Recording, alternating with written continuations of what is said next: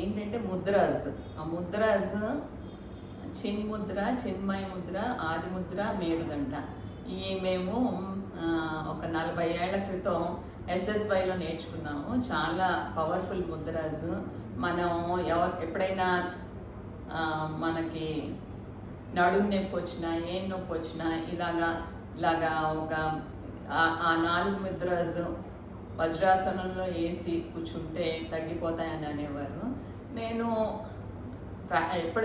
మళ్ళా art of లివింగ్లో కూడా ఇది చెప్పారు. కానీ చాలా చాలా పవర్ఫుల్ ముద్రాస్ అనమాట.